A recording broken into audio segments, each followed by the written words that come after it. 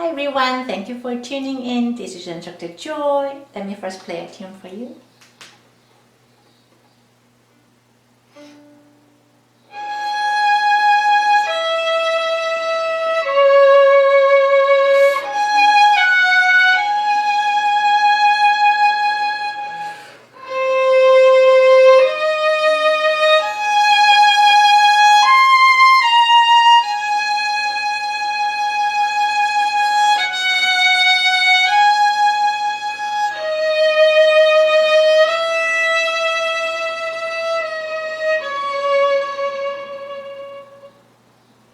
This was beginning of the second movement of the spring of Vivaldi's Four Seasons. A subscriber asked about how one could have continuous vibrato, ongoing vibrato without any interruption. A good question. So before I explain that one, I made a complete vibrato course, one by one, step by step, for complete beginner violinists and also for advanced or intermediate player who want to correct their vibrato.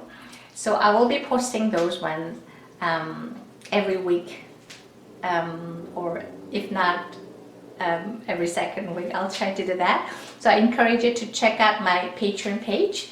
The link is in the description below, patreon.com/joylee.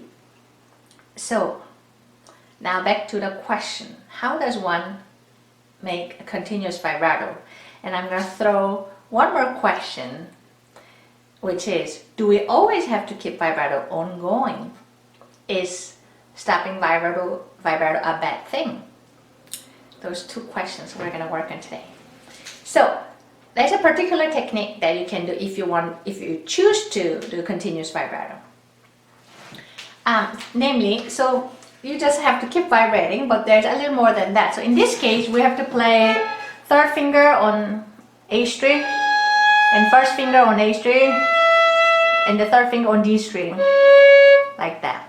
So the way you do it is, you keep vibrating. So when you switch from one finger to the next, there's overlapping vibrato part, so that you have to vibrate both fingers. Let's say you start vibrating third finger, and then you have to anticipate, or you have to start putting the next finger, in this case first finger, a little ahead of time, and start by vibrating both 3 and 1. And then when the time is right, then you let the third finger go, and then already vibrato is being carried on. And then you put next one a bit ahead of time, if time allows, and then start vibrating for a short period of time, both fingers, in this case 3 and 1, and let the next one, let the previous finger go, in this case the first finger. Yeah? So if I do slowly something like this. Now,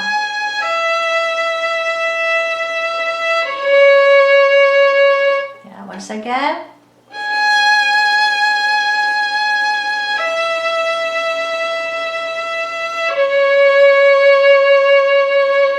Of course, if you have to change string and then use same finger, there's no choice, but you have to stop shortly. But you can minimize that one by making the bow a little, like, not completely lifting, but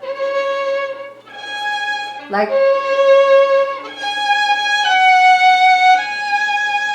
then you carry on. 2-finger vibrato,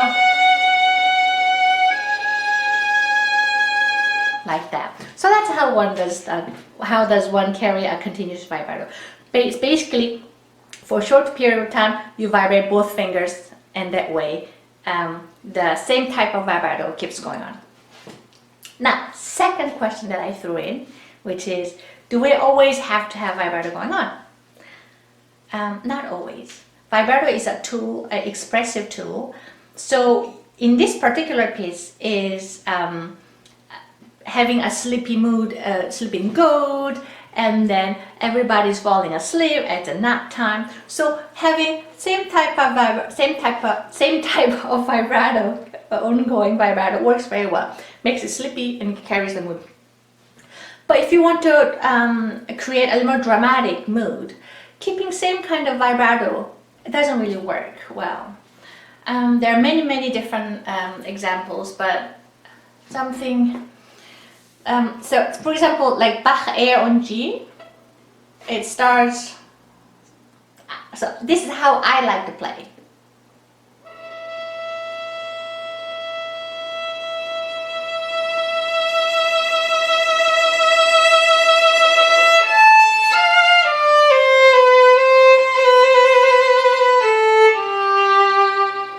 As you notice, I started without vibrato, and then I started very small, narrow vibrato, and then I get very wide, so that I can do this long crescendo, extreme long crescendo, a little more dramatic.